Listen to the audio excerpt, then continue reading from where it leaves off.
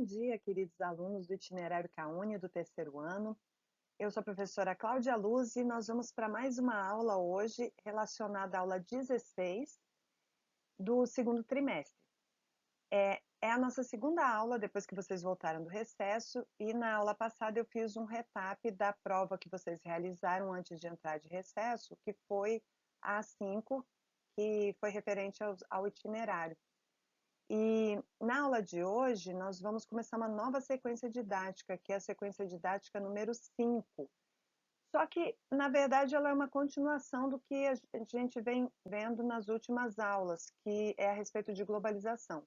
Hoje nós vamos abordar a globalização e a sociedade de consumo, e os objetos do conhecimento da aula de hoje estão relacionados com a sociedade de consumo no mundo globalizado e o consumismo e a obsolescência programada. A respeito de sociedade de consumo, nós já tratamos alguma coisa quando falamos da temática ambiental na nova ordem. Na aula de hoje, nós vamos abordar esse assunto novamente, mas tratando mais especificamente do que vem a ser essa sociedade de consumo. Então, vamos em frente. Bom, inicialmente, nós vamos trazer uma definição para o que vem a ser sociedade de consumo. Ela está atrelada ao estudo da globalização, porque nós vimos que a globalização é um processo vinculado à evolução do capitalismo. Esse processo se originou lá na primeira fase do capitalismo, com o capitalismo comercial, século XV e XVI, no período das grandes navegações. Não que já existisse uma globalização, mas a origem do processo se deu com o advento do capitalismo comercial. Já a sociedade de consumo, ela tem a ver com a etapa seguinte do capitalismo, que é a etapa do desenvolvimento industrial. Então, uma definição que a gente pode dar para a sociedade de consumo é que é um tipo de sociedade que se encontra em uma avançada etapa de desenvolvimento industrial capitalista e se caracteriza pelo consumo excessivo de bens e serviços. Então, essa ideia aqui de consumo excessivo de bens e serviços, ela está também atrelada ao consumo. O consumo ele tem a ver com a nossa necessidade básica de sobrevivência, mas quando passa a ser um consumo excessivo, ele passa a ter uma outra conotação. Nós vamos ver isso mais adiante. Então, a sociedade de consumo, ela é um termo bastante utilizado para representar os avanços de produção do sistema capitalista, que se intensificaram ao longo do século XX, principalmente.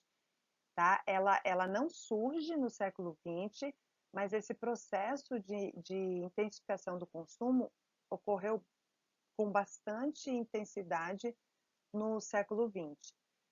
E se espalhou pelo mundo, né, pessoal? Então, esse desenvolvimento econômico e social, então não tem a ver somente com a questão econômica, mas também com o comportamento social, pautados pelo aumento do consumo, que resulta em lucro ao comércio e às grandes empresas, gerando mais empregos e aumentando a renda, o que acarreta ainda mais consumo. Se ocorre uma ruptura disso, geralmente é quando se dão crises, né? Então, nós vamos ver isso no slide posterior a esse. Essa descrição aqui, né, do que vem a ser a sociedade de consumo, nós vamos visualizar melhor isso no próximo slide. Bom, então, o que eu falei ali no finalzinho do slide anterior tem a ver com o aumento do consumo, né? Então, a sociedade de consumo ela está relacionada a esse aumento do consumo. Aumentando o consumo, vai aumentar o lucro também e a produção do comércio e das empresas. Então, tudo isso, uma coisa leva a outra, né? E isso é um ciclo. Ó. Se você aumenta o consumo a partir de um aumento de produção, você vai produzir mais. E as empresas, elas necessitam de funcionários, gerando mais empregos. E também podem aumentar os salários, pois tem dinheiro para isso. Se ela aumentou a produção e o lucro, Não necessariamente vai aumentar o salário, né, mas é uma possibilidade que ocorre, porque aumentando o salário, você aumenta o poder aquisitivo do trabalhador. Então você aumenta a quantidade de pessoas que podem consumir e também, o tanto que elas podem consumir, né. Então a sociedade de consumo, esse ciclo aqui que envolve o capitalismo, o desenvolvimento do capitalismo, uma coisa vai levar a outra, ó. Aumentando o poder aquisitivo do trabalhador e das pessoas, você vai ter um aumento do consumo, porque mais pessoas têm dinheiro para consumir. Então, uma coisa leva a outra. Agora, tem uma fragilidade, né, nesse modelo, porque você tem consequências, quanto maior o consumo e maior a produção, maiores os problemas ambientais, porque tendo mais consumo você tem que explorar mais recursos naturais e matéria-prima, e acaba gerando mais lixo. Além da questão relacionada à cultura consumista, o consumo pelo consumo, que é o que a gente chama de consumismo. Nós vamos diferenciar isso agora mais para frente. E qualquer problema nesse ciclo aqui vai gerar uma crise. Por exemplo, a crise de 1929, a quebra da Bolsa de Valores de Nova York. Teve uma superprodução, ela é também denominada de crise de superprodução, ela levou à decadência da política liberalista e acabou trazendo uma nova política, né, uma nova política do Estado em relação à economia, por conta da crise. Havia uma superprodução, mas o poder aquisitivo da população estava muito achatado, então não tinha quem consumisse a quantidade de produtos que foram produzidos. Isso gerou uma crise. Então, qualquer problema que ocorra em uma dessas partes aqui, você vai ter, se tem baixo poder aquisitivo, vai cair o consumo.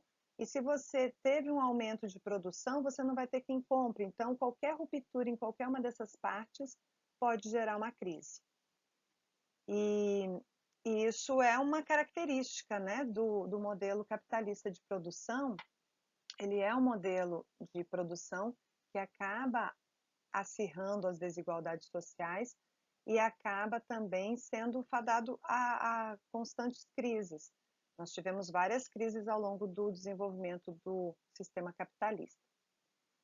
Dando continuidade, aqui nós vamos tratar da origem, ou melhor, das origens da sociedade de consumo. Como eu já falei para vocês, a globalização ela está atrelada ao processo de desenvolvimento do capitalismo e a sua origem, lá na primeira fase do capitalismo, que foi o capitalismo comercial. Já a sociedade de consumo, ela vai ter origem na segunda fase do capitalismo, que é o capitalismo industrial. Não quer dizer que não existisse consumo antes do processo de industrialização, pessoal, existia, né? Tanto é que existiu o comércio. O que vem a ser esse consumo? O consumo é o ato de adquirir bens. E aí você pode adquirir a partir da compra desses bens. Antigamente você tinha naquelas feiras, no início da atividade comercial, o escambo, né? Mas com o advento da moeda, e você vai acabar tendo a troca desses bens por dinheiro. E na Revolução Industrial, por que eu falo que é a origem da sociedade de consumo? Conforme nós já definimos, sociedade de consumo tem a ver com o consumo excessivo. E muitas vezes, esse consumo excessivo está atrelado a consumir coisas que não são necessariamente básicas para a sobrevivência do ser humano, mas muitas vezes supérfluos.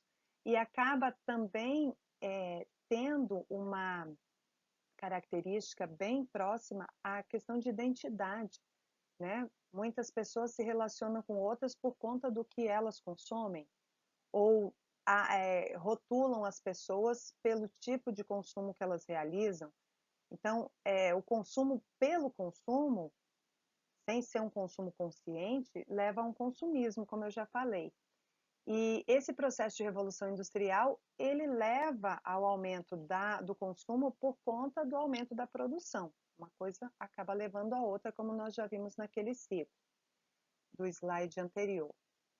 A emergência do modelo, do modo ou estilo de vida norte-americano. No século XX, após a Primeira e Segunda Guerra Mundial, como uma forma de tentar superar os problemas trazidos pela Primeira e pela Segunda Guerra Mundial, houve, posteriormente a essas duas grandes guerras, um aumento da produção e do consumo. No início do século XX, como eu já falei, nós tivemos a crise de 29, e aí, para tentar superar a crise, o governo norte-americano, ele interfere, ele começa a intervir na economia para aumentar a produção, e uma das características também do modelo da política keynesiana, que foi a política econômica que substituiu o modelo liberal, era a intervenção estatal, criando condições de melhoria do poder aquisitivo, exatamente para incentivar o consumo. E esse jeito ou estilo americano de viver, ele passava pelo consumismo, o que incentivava as pessoas a consumirem, acabou trazendo uma padronização social, né, um estilo de vida com o aumento do consumo.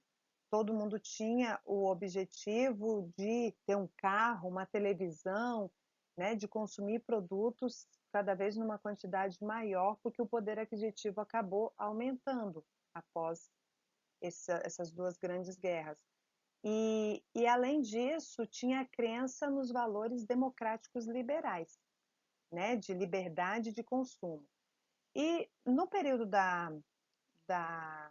após a Segunda Guerra Mundial, no período da ordem bipolar, esse modelo também tinha como objetivo fazer uma propaganda do modelo capitalista em relação ao modelo socialista. Então, era uma forma ideológica de mostrar que não havia melhor modo de vida do que o modelo americano. Tá? Então, isso era uma propaganda, né? Não que fosse o melhor, mas eles colocavam esse estilo de vida como o melhor que existia.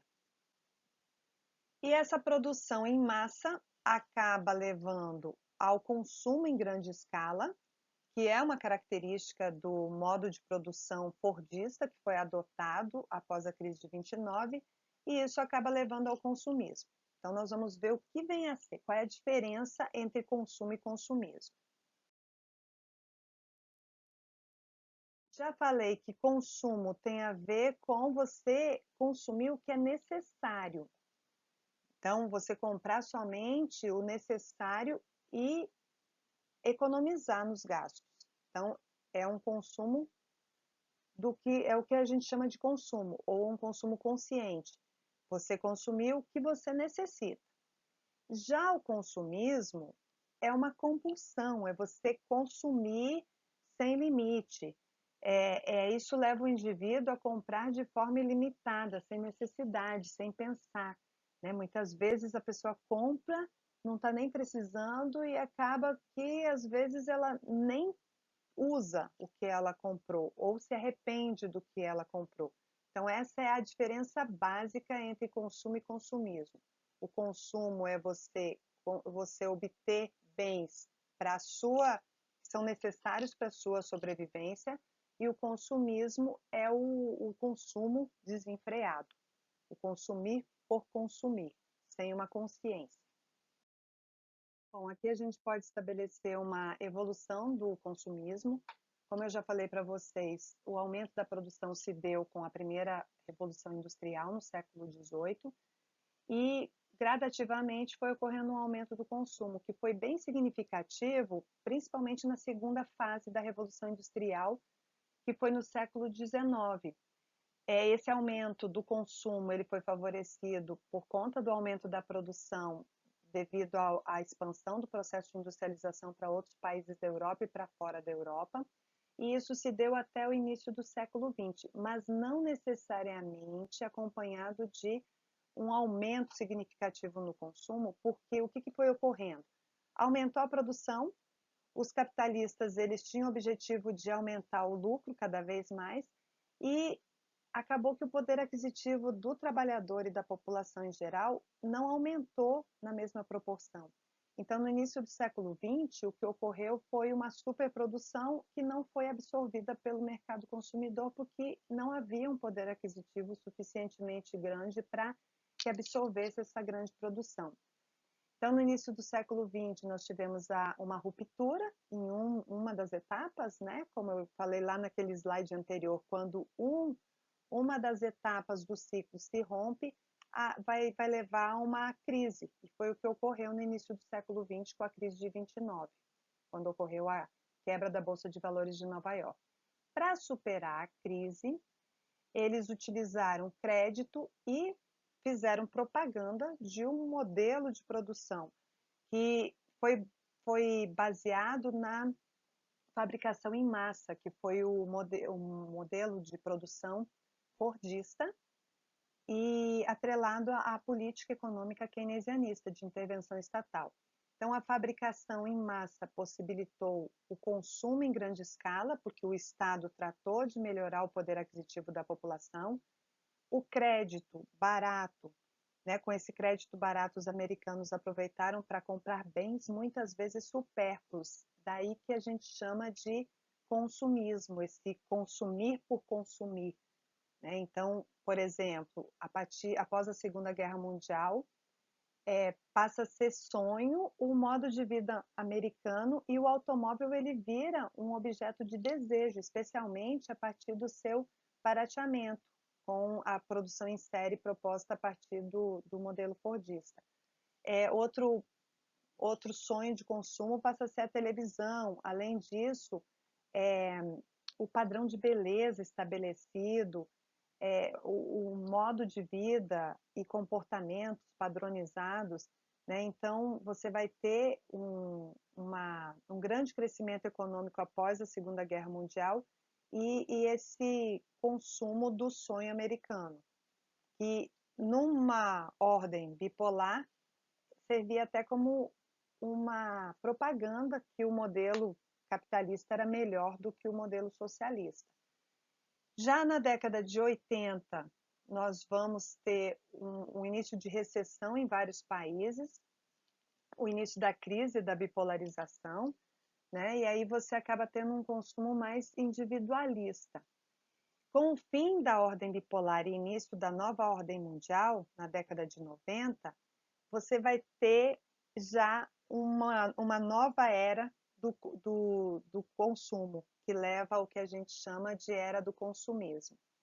Essa era do consumismo vai trazer várias consequências, a gente vai tratar disso nos slides seguintes, e a partir da década de 2000, principalmente a partir de 2010, nós vamos ter uma tendência mundial a uma economia compartilhada.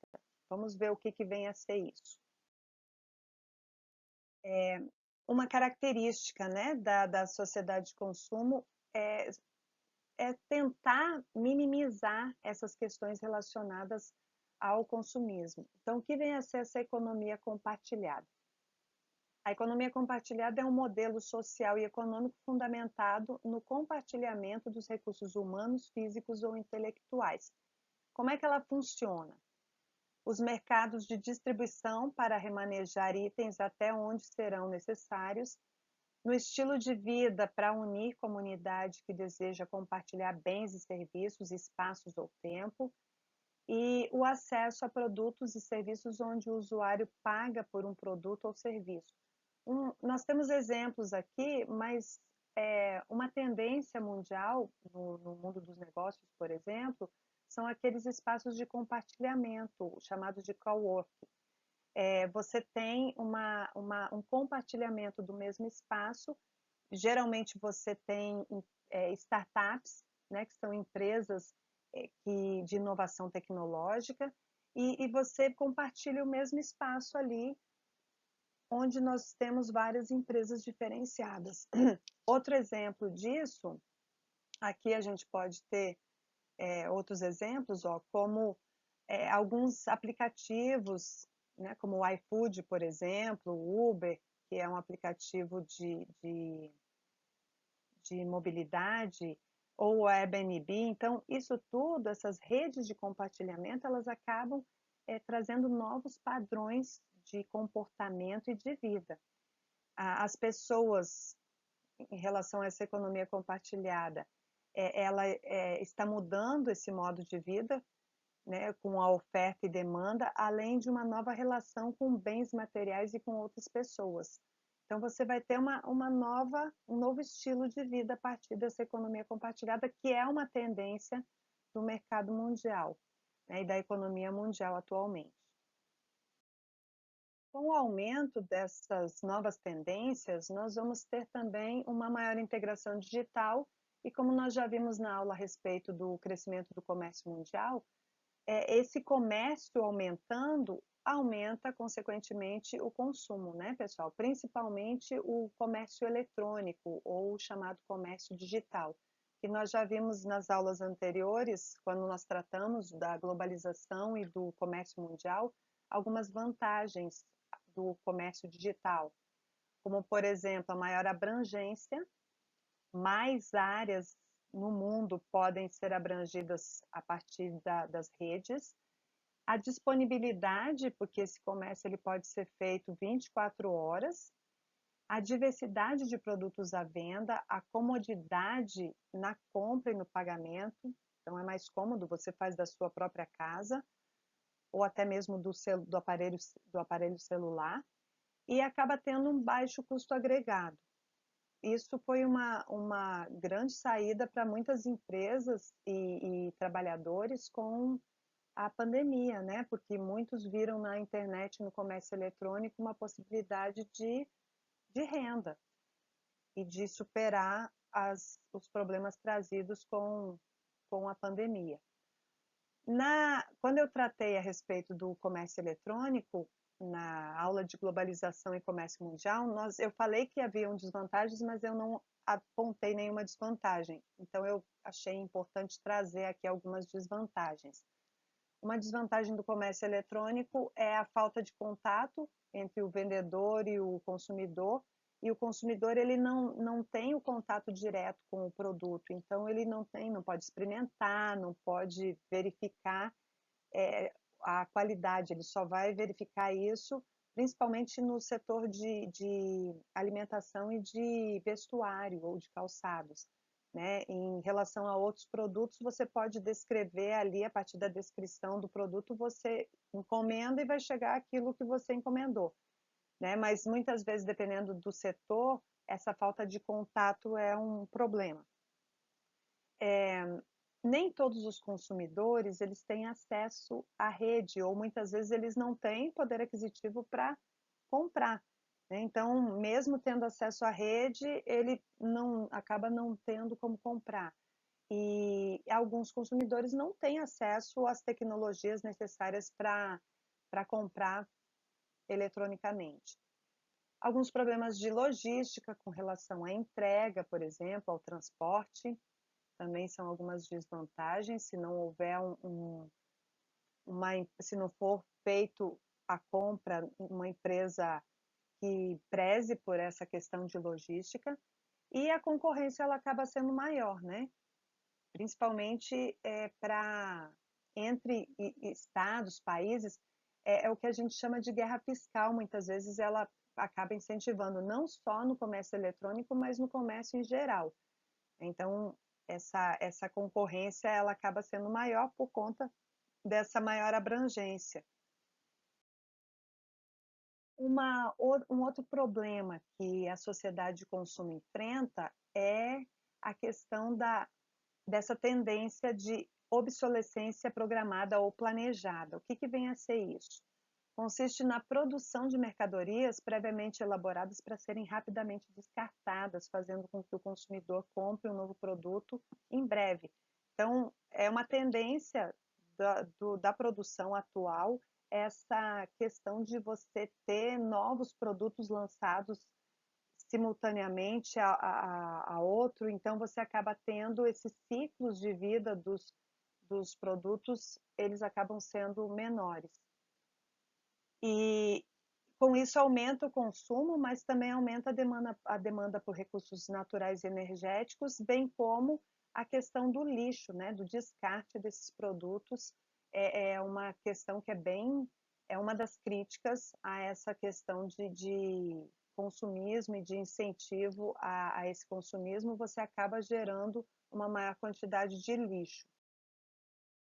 Nós já vimos quando tratamos da questão ambiental que a sociedade de consumo, ela não necessariamente a lógica do capital está atrelada a uma conscientização ecológica, e isso acaba induzindo ao consumo e ao consumismo. Então, as tendências da globalização é que, com o ritmo econômico acelerado e em descompasso com o equilíbrio ecológico, acaba gerando problemas como o aumento do lixo, problemas ambientais e até mudanças climáticas, como nós já vimos na aula de temática ambiental na Nova Ordem. A mídia também, né, entra como uma incentivadora ao consumo. E alguns hábitos de consumo que mudaram com a pandemia. Eu trouxe isso só mais como uma curiosidade, a gente já está encaminhando para o final da aula, mas aqui tem algumas alternativas para economizar, que eu achei bem interessantes, né? A gente mudar a nossa consciência em relação ao consumo. Antigamente, os produtos eles eram feitos para durar, duravam mais, passava de um para outro. Não que isso não possa ser feito hoje, mas dependendo do produto, nós temos um produto com um prazo de validade já. Alguns hábitos de consumo que mudaram nos brasileiros com a pandemia foi que 8 em cada 10 brasileiros mudaram os seus hábitos no dia a dia. Mais da metade passou a limitar os gastos com lazer e muitos pesquisam os preços antes de adquirir um produto. Mais da metade controla as despesas pessoais e para mais de 30% a vontade de ter algo e não poder tem provocado uma sensação de impotência. Então, alguns hábitos, pessoal, para economizar né, que devem ser, na verdade, hábitos, devem se tornar hábitos, né? Porque aquilo que você faz com constância acaba se tornando um hábito. Reduzir o consumo de luz e água, além do consumo de telefone, ficar atento às promoções, substituir produtos por marcas similares mais baratas e pechinchar, né? São alternativas para economizar. Com isso, a gente diminui o consumo e também as demandas, né, do meio ambiente em relação à produção de novos produtos. Aqui, pessoal, eu achei interessante trazer, né, uma alternativa ao consumismo, que é a adoção de um consumo consciente. A expressão em inglês é low-summism, que trata exatamente de você ter hábito de pensar antes de comprar, buscar alternativas de menor impacto ao meio ambiente e viver apenas com o que é realmente necessário.